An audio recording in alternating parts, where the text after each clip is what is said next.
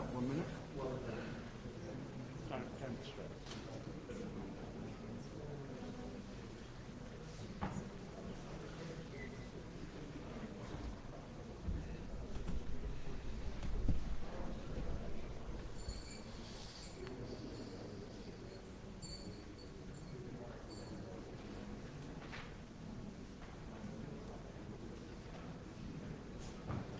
And also reasonably mute my phone, so now that people in the US are waking up in my home. You're not evil like me, and you always speculatively ring every presenter when they're halfway through, just to see. Oh, actually, Who's the BCP about that? I tell you what. Come on.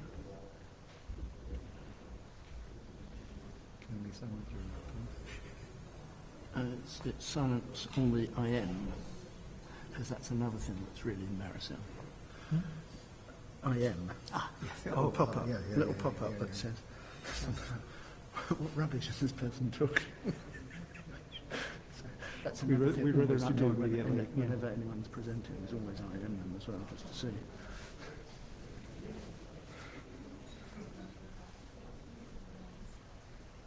Do seem to be lacking in this. Don't panic, folks. We will start soon. We're just sorting out a few issues.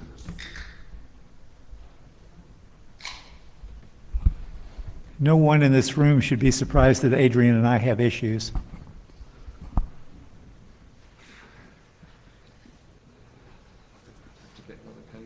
Yeah, no, we'll live. We'll live.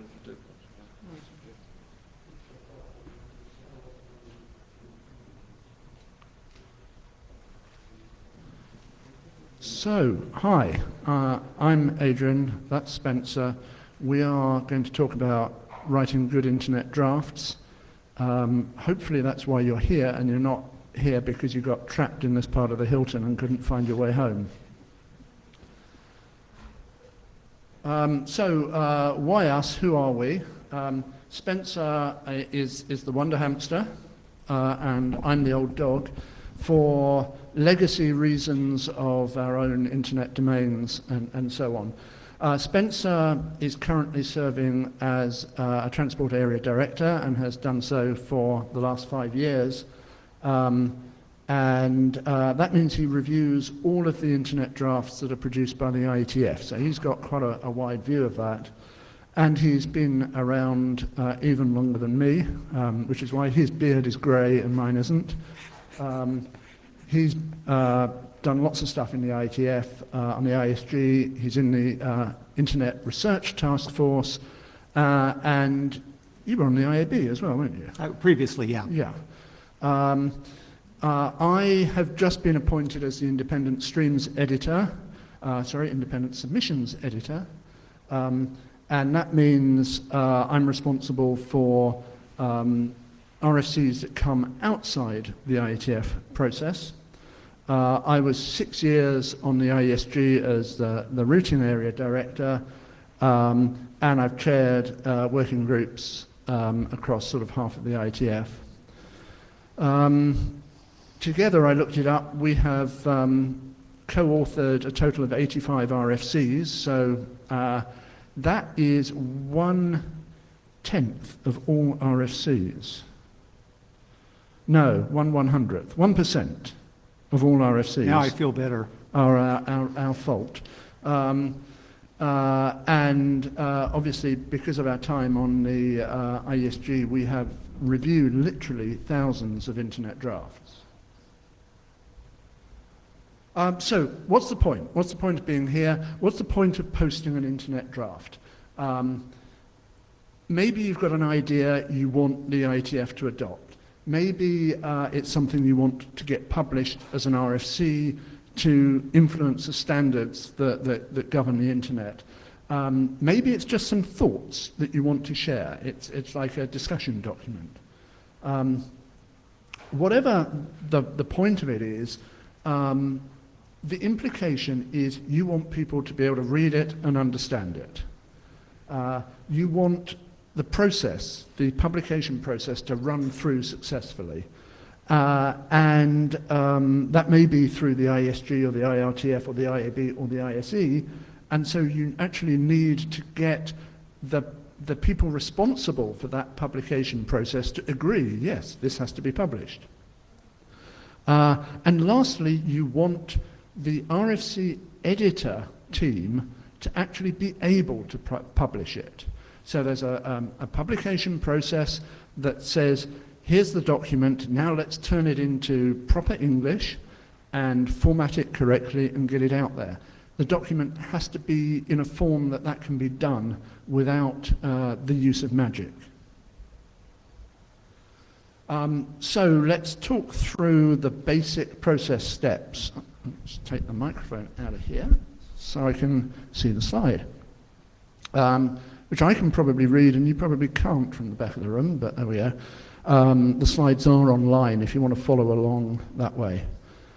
So anyone can post an ID, right? Anyone. There's no membership, no requirements. All you have to do is format it and give it to the submissions tool. There's no checks on the quality or the content of what's posted. There is a retrospective check. If you post something that is defamatory or illegal, then your internet draft will be removed, but otherwise, anything. Having posted it, it just sits there. So if you do not ask people to comment on it, to read it, then nothing happens. The best place to ask it for that sort of comment is on the appropriate mailing list. So go write emails. As it progresses, you can ask working group chairs to adopt it, so it becomes an official IETF internet draft. Usually the working group chairs go and poll their working group and say, do we want to work on this? Are we happy? And some working groups have teams of reviewers to vet the documents. And obviously the chairs review it. Once it's adopted, the working group owns the draft. And what that really means is that they are responsible for the content. So beware, you have your favorite idea, it's the best idea in the whole world. You bring it to a working group, they say, yes, we'd like to work on this. They adopt it, and then they change it. That's how the IETF consensus process works. So live with it, or don't bring it to the IETF. At some point, then, it's judged by the working group to be complete or complete-ish, and they go for a working group last call, which is for people to raise any remaining issues. It's then given to a designated shepherd, often the working group chairs, but not always. And they produce a short write-up and ask for publication, which means it gets handed to an area director who reviews the document, often sends it to their own directorate review team. When they're happy, it goes for IETF last call, and that involves a review by the community, by more directorates, by IANA, and ultimately by the whole of the IESG. And then finally, it goes to the RFC editor, who performs the rather important copy edit function. A short note about copyright and IPR. When you produce a draft and submit it, there's an automatic requirement that you include a piece of boilerplate text. The boilerplate text is something you need to read, and you may need to show it to your sponsoring company's legal team, because it says stuff about IPR and copyright. I am not a lawyer, and I've never played one in a television series, but I do know that this text says that you are making a personal declaration and statement to the IETF about IPR. So you are personally responsible for what you say. Your company is also carried along with that. So you're making a statement about them. And that means that your company's lawyers need to know what you're doing and be advised. The copyright is also there as well in the boilerplate, and you are agreeing to share your copyright with the IETF. So that means you post it, and then the IETF can use that text for other useful things. The copyright text can be varied under special circumstances, but it's pretty rare to do so. If you want to know how to do it, go read the RFCs that describe the process or talk to an area director. Adrian, could I just add, one of the definitions of not looked on so favorably is that you're kind of saying this is not going to be considered for for a standards track. So this is not this will not be a standard. If it, basically that's the bus you got off of by doing something different. The standard approach in the software industry, and hopefully is now properly taught in computer science courses, is that the later you find a bug, the more expensive it is to fix. So finding a bug at specification is half the price of finding a bug at design, and it's half the price of finding it in code, and finding it in the field is really expensive. So we want to do the same with our documents. We want to get the bugs out early, before they've caused damage, and before people have become emotionally attached to what they've written. It's remarkable how often something comes up with a late stage problem with a document, and the authors really, really don't want to change it because it's their baby. Well, if they introduce their baby to the world much younger, it can be molded into the right shape. And that really means don't leave it to the last stage. Don't rely on the IESG to catch technical issues and to fix things. Talk to people much earlier in the process. Avoid the late surprises that cause pain. All right, so that's kind of like setting the scene, and now we can actually get into the how to do it, how to get a good internet draft. The first thing is get the format, the layout, and the mandatory sections in there right up front. That way you don't have to do any reformatting later, you don't have to make excuses. There are some tools which you can find off the RFC editor web pages that help you no end. So if you use something like XML to RFC, it puts in the sections for you. It can put in the boilerplate as well. Read the RFC editor's style guide. The style guide talks about two things. It talks about the sections you have to have and what information has to go in each section. And it talks about some basic do's and don'ts about how to write the text, how deep to nest your bullet points, whether to write in slang or not. So the mandatory stuff, the sections that are in there, all of the boilerplate that's about IPR, about copyright, about the fact that internet drafts expire every 6 months, that's got to be present. To be honest, the way I do it is I go and look at the most recent draft that was posted and passed all the checks and copy it. But you can get a lot of it free with the tools. You have to have a security consideration section. You have to have an IANA consideration section. And we'll talk about those in a minute. It's really, really strongly recommended to have a manageability consideration section as well. And I wrote an RFC on manageability considerations, and there's an even better one. That's on another slide as well. There are other sections that may be helpful. Implementation status, telling people you've already written code and it's already in the field, helps people know how to take what you've written. Other sections that people might say are needed are not really needed. So if you read RFC 4041, it suggests you should have morality consideration section. You don't have to do it. You should do it. You'll be struck by lightning if you don't. So security. It's got to be there, and it has to be meaningful. It doesn't have to be there from day one, or it can be empty from day one, but by the time you're asking for working group last call, it's got to be real. It's got to be what you think is right. So don't just write what you think you can get away with. The security police will read it and will tell you you're wrong.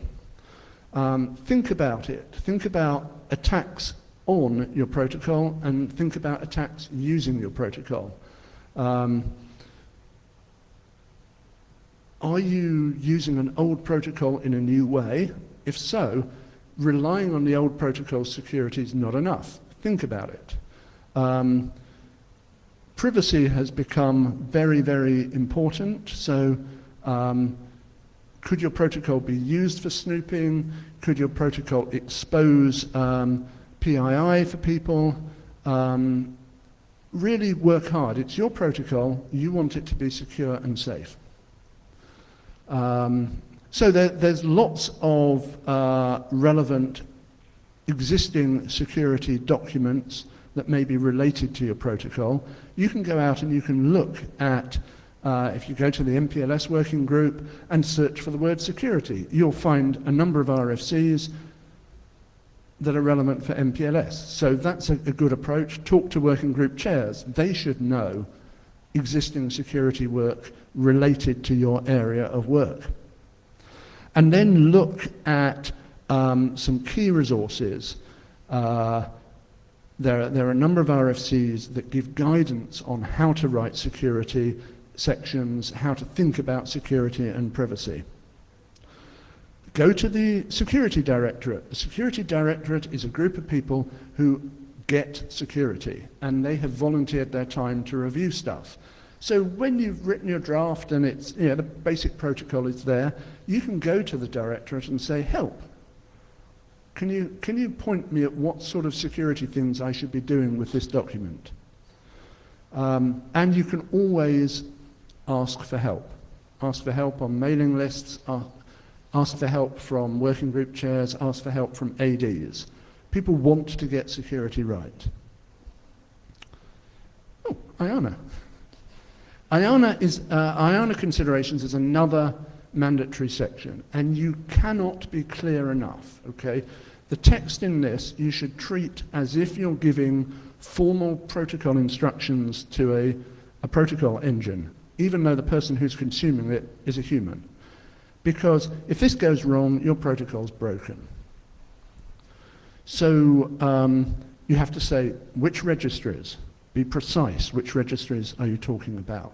Use the name, exact name of the registry. Don't just say, there's a registry for protocol bits. But, nail it down. Write down exactly what you want the registry to say when the changes have been made. Don't say, allocate me a value. Say, allocate a value saying this is its name, this is its purpose, this is the reference. Basically, cut and paste from the registry that exists into the draft and then fill in what you want. Don't include other stuff.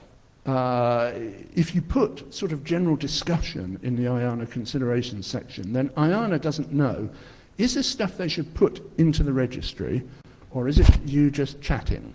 If you want to chat, put it in the rest of the draft. Okay? Big bugbear. Do not use explicit values when you write an IANA section for an existing registry. Don't do it. Unless you've done early allocation or you're actually creating the registry, it's not your job to put values in there. It's IANA's job.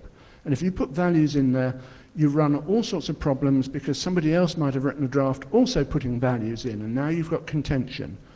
The whole point of IANA is to sort that out. So use tags, conventionally use TBD, and identify which ones. So if you're asking for 3 code points, have TBD1, TBD2, and TBD3, and that way it's all nice and clean. And then we've got a bunch of resources talking about how to write IANA considerations in 8126, and some discussion of experimental code points as well. If in doubt, ask your working group chairs for help. Manageability considerations, it's not a requirement that you do this, but honestly, you should, because you want your protocol to get used, you want it to get managed properly and be usable. You need to think about these things at day one. An absolute classic is OAM. OAM tends to get left out of protocols right the way through until they're in the field, and then it has to be reverse engineered. So a good protocol spec starts talking about manageability early. Bunch of references there. There's also an operations directorate. They are also volunteering their time to review your document and make suggestions. Okay, implementation status, which is is talked about in 7942, really helps people understand where your document fits into the world, and that makes the reviewing a lot easier. Is it an idea you're punting? Is it an idea that's widely deployed? It's a proof that the document describes a protocol that works. It's a proof that there is readability and comprehension of your document.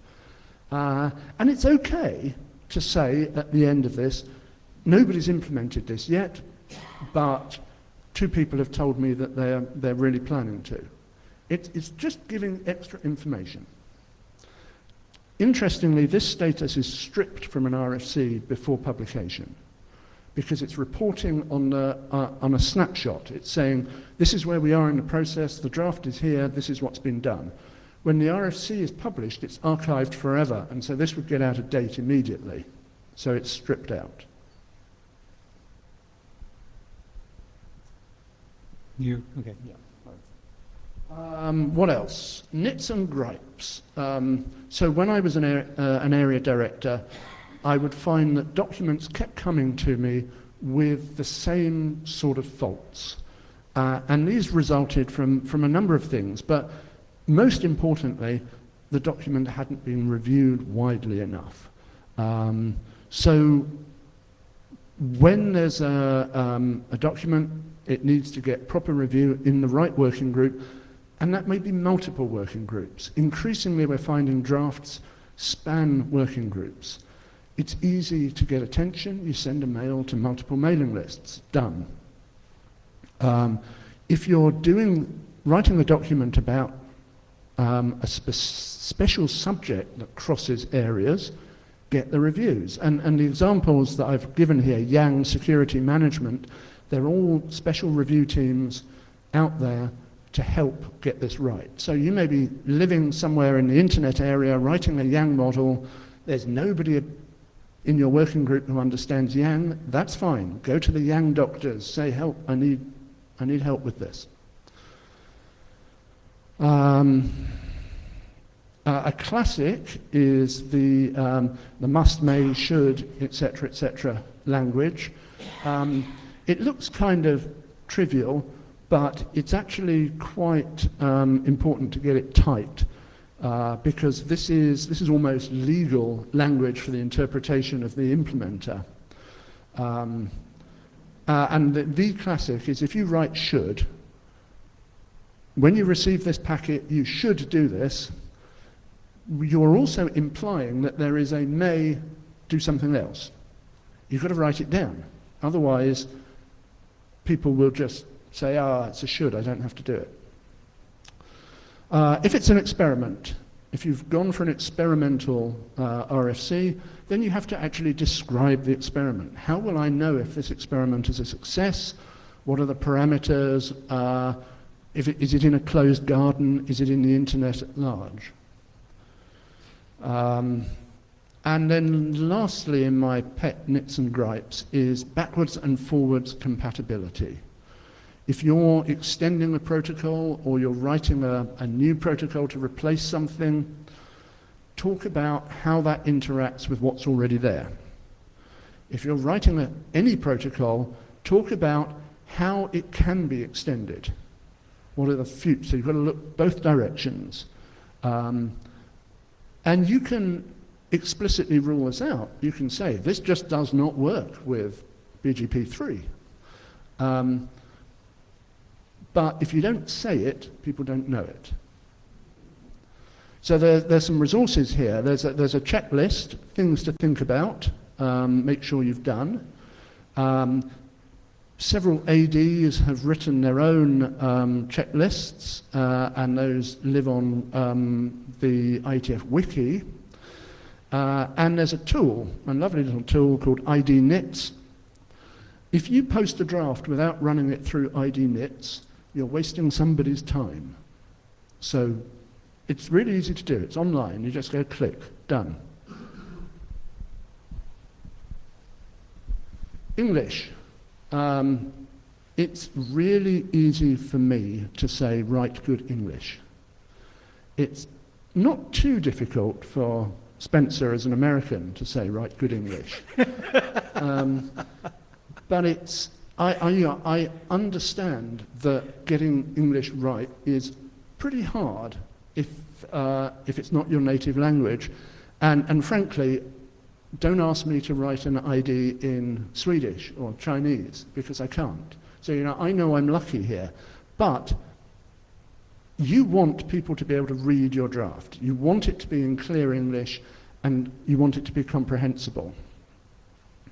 Really, you want that at the review stage. The RFC editor team will try to fix things as they do the copy edit. They will ask questions. Did you mean this when you said that? But there's a big risk, okay? They can only guess what you mean. And they can ask you then, is that what you meant? But you might not understand what they're saying. So there's a real danger that you introduce technical errors right at this very last stage of edit. And some of that is because when your copy editor says, this word should be that word, you say, oh, I didn't understand that because I'm not a native speaker, so let's change it. And then you actually change the meaning. So use resources, colleagues. If you're writing a draft, you probably have a colleague. You can say to them, could you read this through and tell me if it's clear? They don't have to fix it. They can just tell you that there's something wrong. That allows you to keep those issues private. You can talk to other people in the working group, and there are actually, usually in working groups, quite a lot of people who are keen to get involved. They want to help. So if you say, help, I've got this draft, I'd like somebody to review it for me for English, then you'll get answers. And then look at the RFC editor pages for various workshop outputs and advice on writing IDs, and there's some links there. And lastly, there's an online spell checker for internet drafts. It's not got a perfect dictionary, but it's pretty good. It catches most of my typing errors. And why wouldn't you use that? I did not know that. I'm learning something too. It's called ID Spell, and I think it's another of Henrik's wonderful tools. Excellent. So I think I've got just a few more slides before handing over to Spencer. Diagrams, okay. You're writing text, but do diagrams. Diagrams really help. Make them simple diagrams. It's nice and easy to understand a clear diagram. Modern art is harder to understand. ASCII art, okay, drawing pictures in ASCII is not a natural thing. Some people can just do it, some people can't. Don't worry if you find it hard, get somebody to help. My key advice would be try to use boxes. Squares are easy to do in ASCII. Circles are really hard to do in ASCII and normally result in a road crash. The new rules coming to an internet draft near you soon are allowing SVG for figures, and we have yet to discover how well that will work, but that's going to allow you to do colours and circles and can we do animations? No animations, right.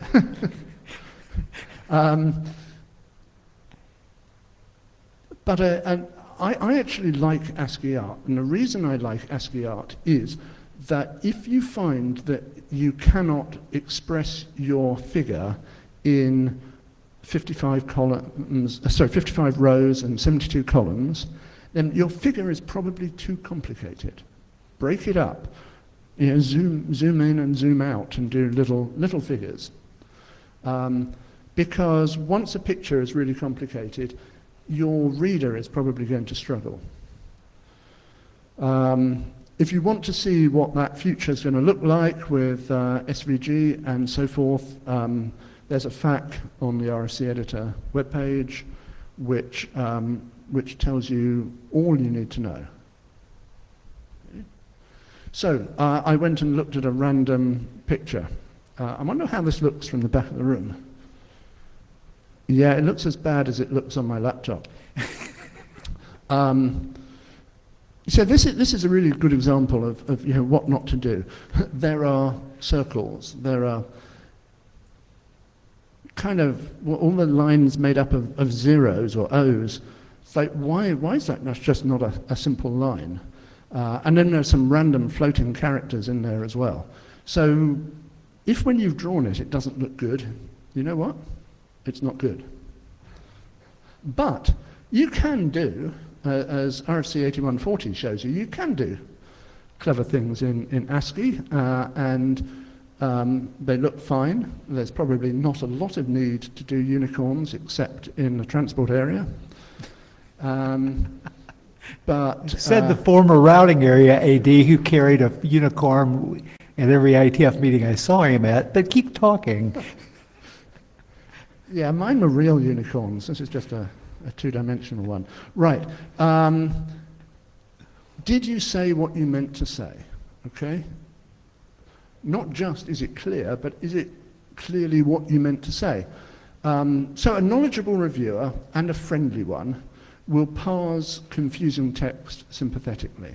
And if you wrote it yourself, you maybe don't even notice it's confusing because it says what you wrote it, so you know what it means. Try to think about it from the perspective of a newcomer, somebody who doesn't know the topic very well and has picked up your draft for the first time. Will it be clear? So sometimes the issues are English, we've talked about. Sometimes it's writing style. Short sentences are good, but writing a complex short sentence is bad. So my advice is normally use more words, but keep the sentences short. Use bullet points. Bullet points really help. Don't use the passive voice, or rather, the passive voice should not be used. Because it's a specification. You want to make it very clear who does what, when, why.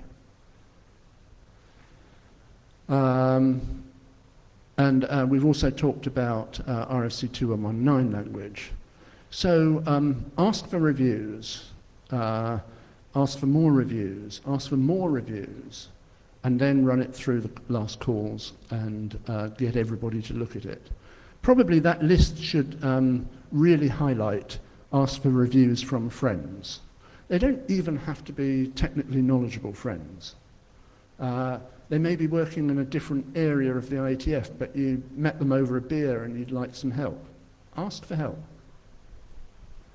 And I picked an abstract from a draft, and this is not to get at the person concerned, so I picked one from somebody who works at the same company as me.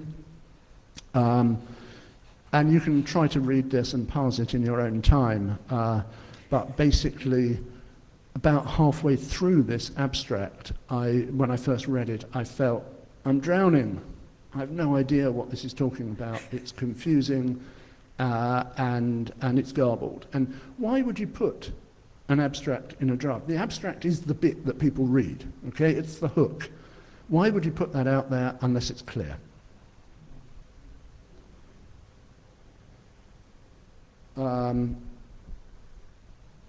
Yeah, why have you written this draft? Okay, do try to tell your readers what it's there for. Don't just say, boo, here's an idea.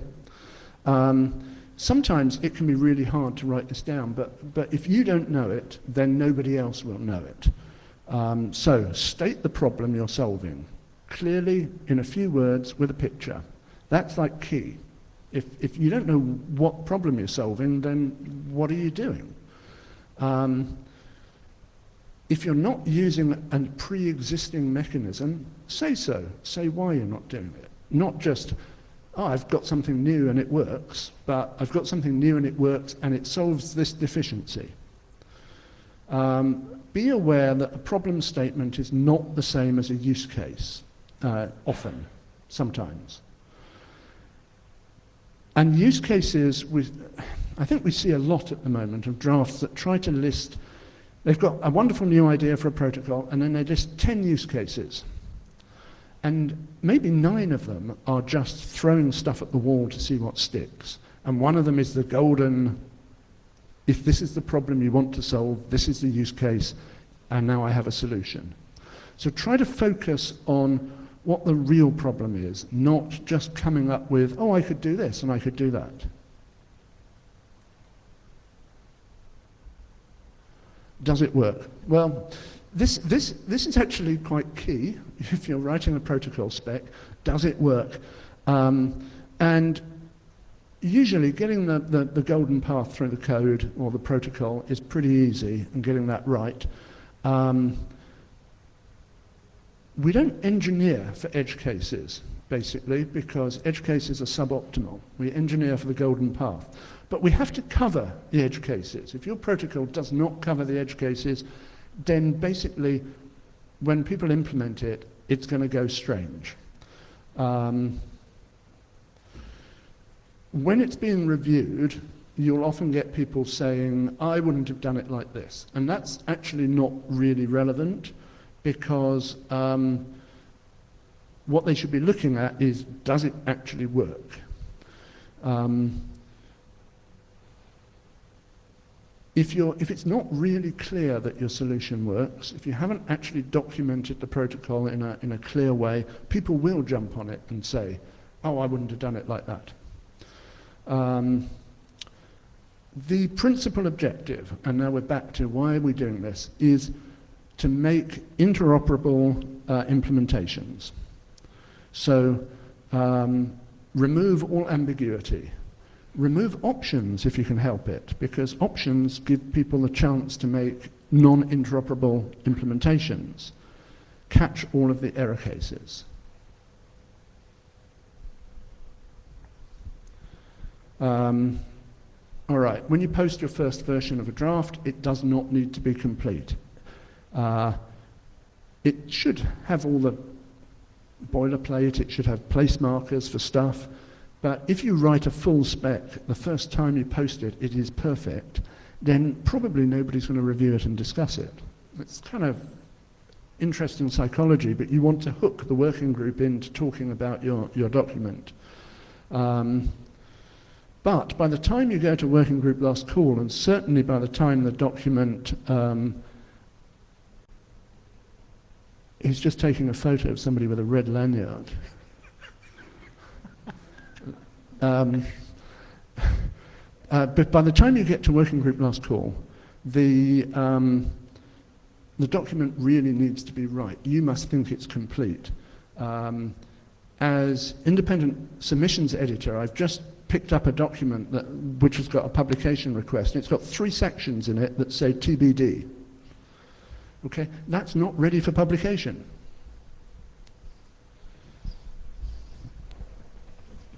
Gee, I'm running late.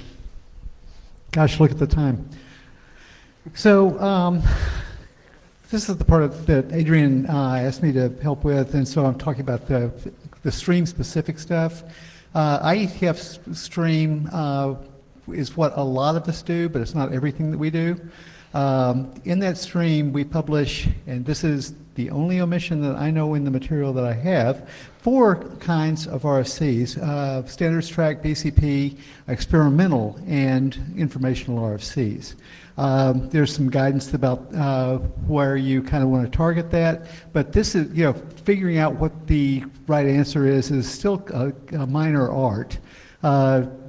Take your best shot, and the area director or even the ISG may ask questions about that. But like I say, start out in what looks like the right place to you.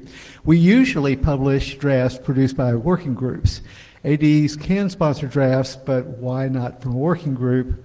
And working groups have a lot of flexibility, but publication requested sets off a list of machinery. Next slide, please. The machinery looks like this. There's a formal state machine for publication. I've got that there.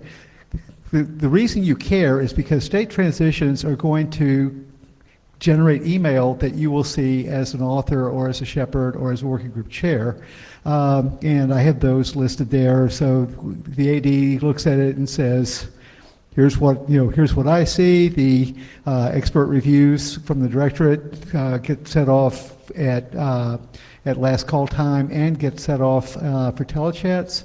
The last call that you get, comments that you get from the community as a whole, the comments that you get from other area directors during ISG evaluation, the state going to approve. This is, you may think that you're finished, take a deep breath, you're not. And then things that are in the RFC editor queue, watch for questions from the editors. Resolving comments, and this is, I think, I hope this is valuable for people. You may see feedback from your AD during AD evaluation. You may see feedback from the broader IETF community during last call. You may see feedback from, what was my next one? Area review teams during last call, and even just before a telechat, and from other ADs during ISG evaluation. Your best strategy is to reply to emails with comments. To basically say, yes, this is what I think you're telling me, and this is what I think the response for that should be. You don't have to make changes to accommodate every comment, even from an area director. So please do the right thing. And talk to your document shepherd about when to submit updated drafts. That's hard to give general guidance for. One of the things is, I got review comments. Should I submit an updated draft? And the area director can, your area director can look and say, well, actually, no one else has balloted on it. This would be a great time to do that because none of the area directors have they need to see the new stuff that you've made changes to, because that's more correct than the stuff that you did publication requested on. Recent, this is also, I think, really important to say, recent ISGs have taken comments in no objection positions as seriously as they have taken comments in discussed positions. That's a good thing because that means that you're not getting discusses on things that the area director think matters, but doesn't trust the authors or the working group or the other area director to address the comment. Okay, we probably about a year in after I joined the ISG, we really kind of changed on that, and it's been that way for several years. Where we say we don't, we're not going to, you can put in a comment for a no objection position that says, this is not a discuss, but it's pretty, it's pretty worrying to me. please take it seriously. So you may see comments like that. Those are not blocking positions, but somebody who likes you and is trying to help is trying to tell you something. They may be wrong, and they may not understand what's going on, especially if they're in another area, but they're really trying to help. So please help them help you. Next slide, please. Discuss ballots. Not that anyone would ever see one of these at the IETF. Please, that was an ironic statement. Please remember that a discuss is not a demand from the ISG for a change to your document. It is literally, we should talk. The current discuss criteria and non-criteria are at this link. Feel free to take a look at them. The common things that I see in discuss ballots on, the last 3 or 4 ISGs, I would say, the number one that I do is I can't understand what's going on here. So please keep non-experts in mind when you write. The people who implement the stuff that you're doing may not be in the working group. So making sure that people who haven't been involved in this protocol since somebody thought it up can implement it actually turns out to be a really useful thing for somebody to wonder about. This one a lot. This reveals personal identifiable information. So keep BCP, what is that, 138 in mind when you write. The most recent surprise that people have had was the realization, slowly and painfully at discuss ballot time, basically saying, you don't think of IP addresses as person identifying information, but a lot of IP addresses and IPv6 prefixes are only used by one person. So when somebody does something from that IP address or even from that prefix, they're kind of telling you something, and you might, maybe you want to tell people something, in your protocol about that, but don't let that be a surprise to you when somebody asks about it. We can do a lot. We can do a lot more if people have thought about it and have thought through the consequences than we can do if you say, I don't understand why this is personal identifying information. That's like the beginning of a conversation. This isn't safe on the open internet because of congestion or because of security or because of scaling or whatever reason. Something that has happened, and it happened about a year in after I joined the ISG, so 2014, was that we started, I'm a transport guy, right? So I'm here from the transport area and I'm here to help you. You guys really have to laugh at some of these statements because they're intended to be curious. But to say, we were doing a lot of stuff with encapsulations on UDP, so no congestion mechanism there, and it was not, some of the things that were being encapsulated had better congestion control mechanisms than others. Okay, so Adrian. And some other folk, David Black, I want to call out David Black, and there were some other folk, spent a lot of time trying to figure out how to do this, and what we've ended up with is saying that if you are doing something that is useful on the open internet, but may not be safe on the open internet, please explain to us what the considerations are to run it on the open internet, and then explain to us which of those considerations you can not worry about so much if you're on a managed closed network. And and I think basically all of the recent encapsulation drafts have done something like that. So, like I say, it's like, tell us the truth, but think about this stuff up front, and you'll get a lot more no objections, and I even about yes on some of this stuff. Why is this should not a must? Okay, this is very much in the vein of what Adrian was saying about if it's a should, then that means somebody may not do it, and if somebody doesn't do it, what was supposed to happen? And we ask that question fairly frequently, and there's a real range of answers that we get back. One is that there is a reason that you would not do this. Awesome. Please put that in, should unless. If you say there are 2 or 3 reasons why you would do this, please give an example and explain what's supposed to happen if it doesn't happen. If you say, well, there's these legacy implementations that don't do this and we want them to be conformant with the standard, you're like, that's awesome.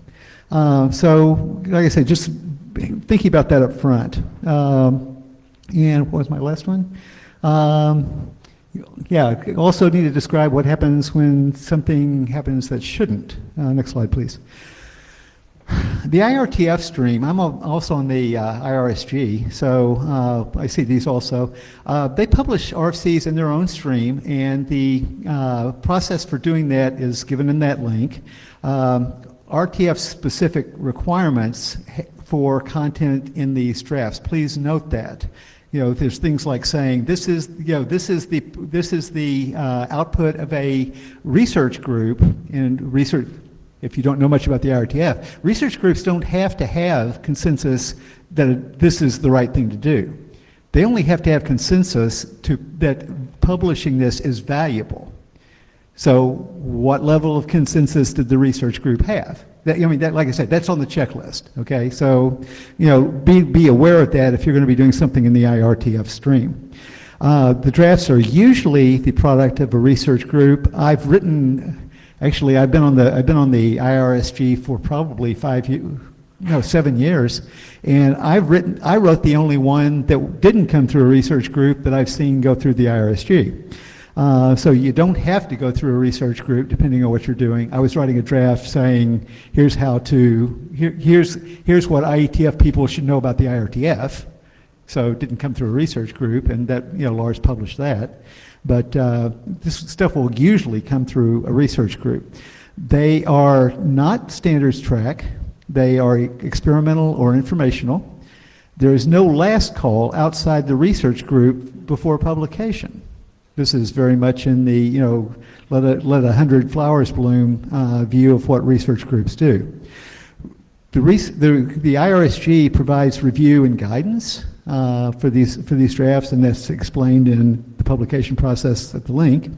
The ISG does what is called a RFC 5742 review for conflicts with IETF standards process, but does not approve IRTF stream drafts. If you crack open RFC 5742, it basically says these are the 5 things that the ISG can say back to the IRTF stream, IRTF stream controller.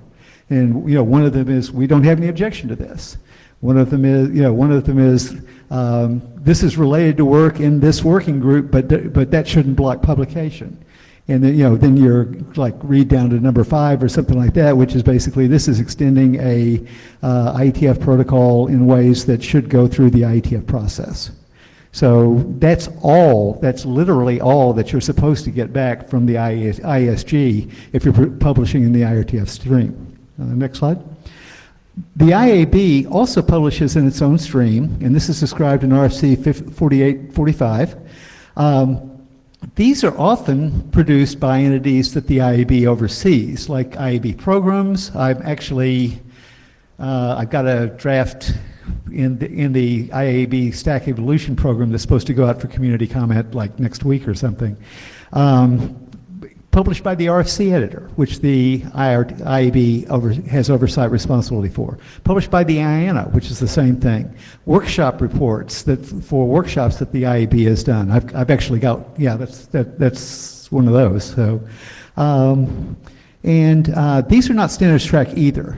They are usually informational, and you can publish in the experimental drafts there. That's not common, but it's possible. The process is that you will be working closely with at least one IAB member. The whole IAB will review your work. The IAB will issue a IETF-wide call for comments, but this is not an IETF last call. They are not bound to seek consensus or resolve comments. The IAB, this is one of the beauties of the IAB, is the IAB can do the right thing even if they're the only people in the room that think that is the right thing. That's why they don't publish on the standards track. The IAB, the ISG can say, those guys are right, and they can write a BCP that says, those guys are right and you should read that, and we're going to act like those guys are right. So that's the linkage there, basically. The IESG does not perform RFC 57 and 42 conflict review for the IAB stream. In the independent stream... Yeah, so the independent stream publishes RFCs, but they are not IETF RFCs. Okay, be very clear. You can come to the independent stream and get an RFC, and you can pretend to be an IETF RFC, but it's not. The process is in 48, 46, and, well, what's going on? We're publishing documents that are rooted in the IETF standards process, so we're following that paradigm, but we're only producing informational or experimental RFCs. It's not intended to publish lots, and my first pushback is always, why can't this be an IETF RFC? But if there's some internet-related technologies that are not on the IETF agenda and not going to be on the IETF agenda, if there's a discussion of options or experiences, if there's a vendor-specific protocol that needs to be documented so that other people can produce implementations that interoperate, if there's a discussion of IETF processes or protocols, then those are all in scope. And this last one's quite important, and I think it's why the independent stream exists. There is a need for a safety valve so that if you feel that your idea has been blocked by some part of the IETF process, maybe an area director has sat on it and stopped it coming out, there's a way out of that to come to the independent submissions editor. The editor sends stuff out to volunteers for review and has an editorial board to help. Those reviews are not mandatory, they're not part of the consensus process, but they form a discussion. And you might look at this in the same way as a journal paper would get reviews and you would discuss with the journal editor. These documents go to the IESG for a 5742 review. The principal purpose is that it's not an end run on IETF process or protocols. And the IESG can say, please don't publish or please wait. The ISE has full control and can say yes or no. The ISE does one other thing, which is once a year gets to publish April 1st RFCs. There has been some interesting conflict in the community about April 1st RFCs, because some folks say, but there are RFCs, we must take them seriously. Well, my advice to them is don't take any RFC seriously. But look at the date as well. I get to summarize. Okay, make your draft clear and meaningful. That's the most important thing. So write carefully. You want it to move quickly and smoothly forward. So do all the right things early for the process and for the cookbook. You personally. You're writing the draft, you are responsible for making it high quality. So that means fix the problems early, ask for help early. Don't leave it right up to the editorial stage saying, yeah, they'll sort it out. Do not rely on the IESG and the RFC editor to catch and fix your problems, because that way is a good way to make those problems persist, to introduce new problems, to delay your work, and make everybody unhappy with you. So we have a very brief moment for any questions.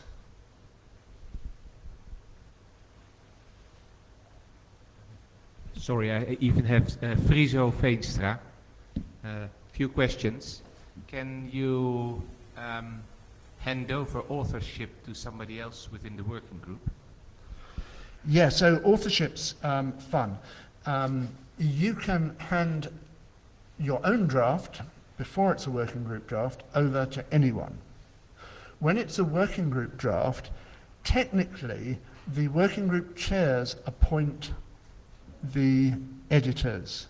So if you were going to make that change, basically stepping back from it and giving it to somebody else, just talk to the working group chairs first and say, look, this is happening for this reason, is that okay? And usually that's fine.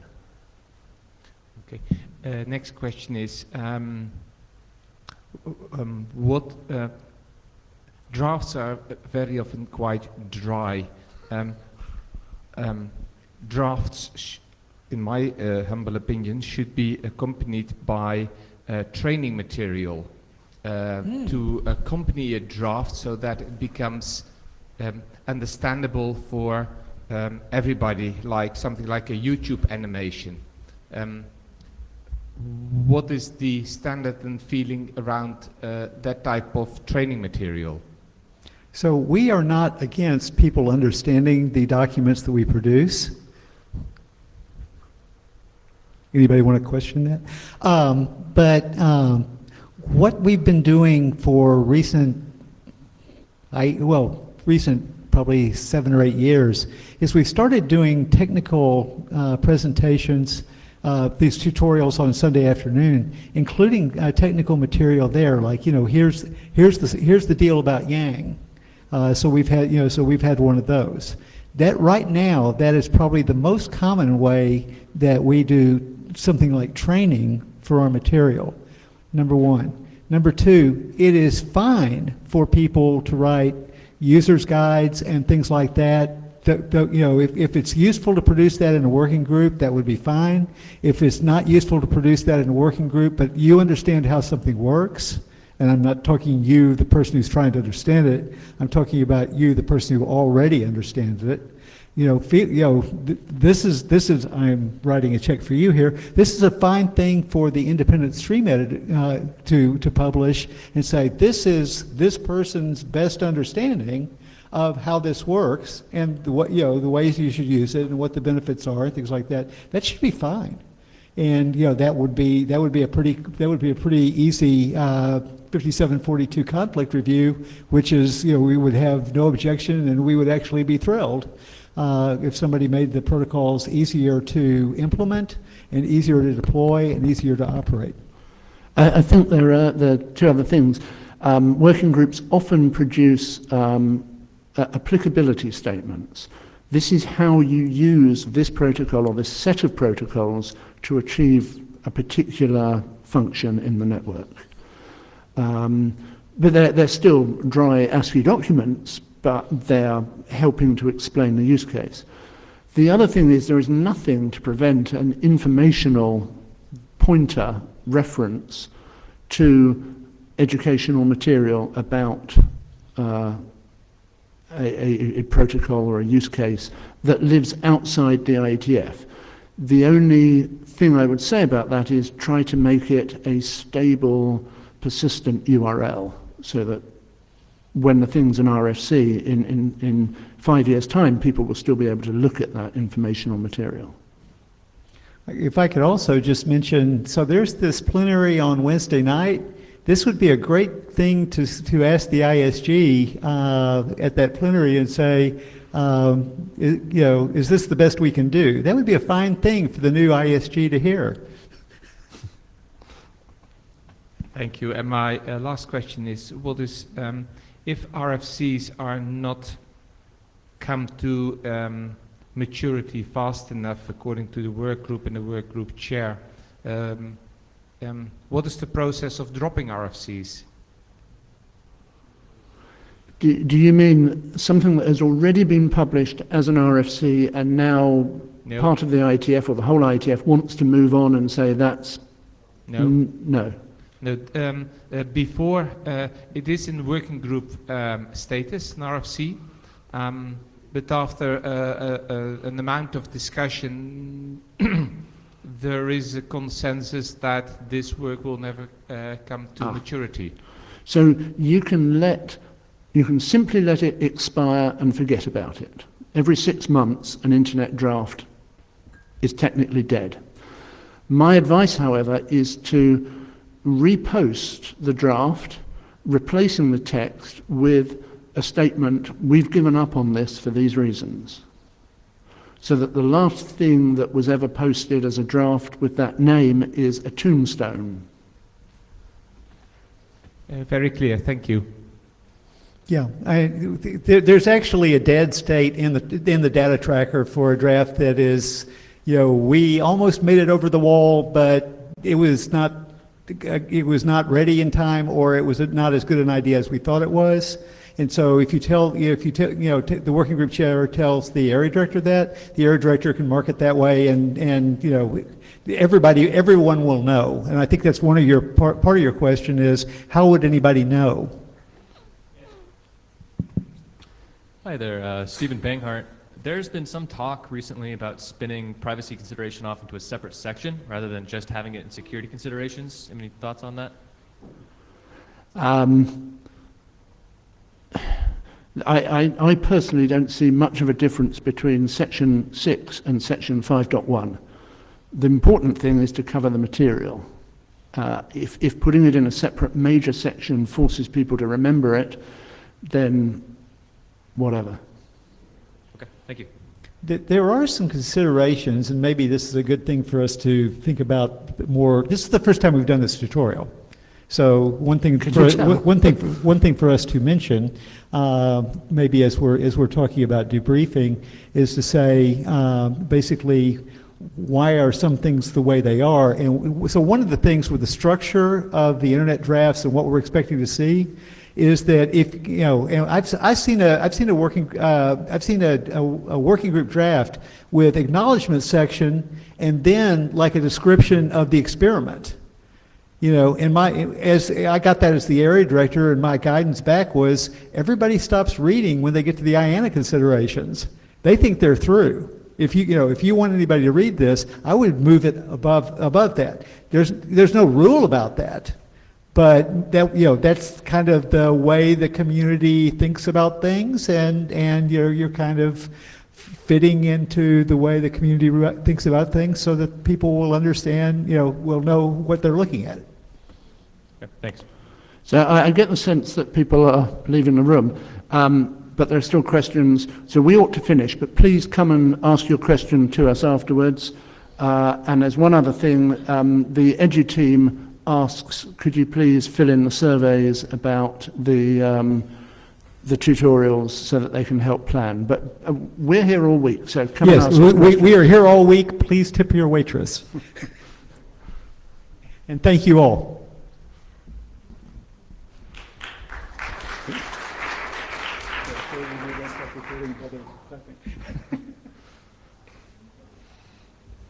The mics are still live. The microphones are still live. Yeah, Harry.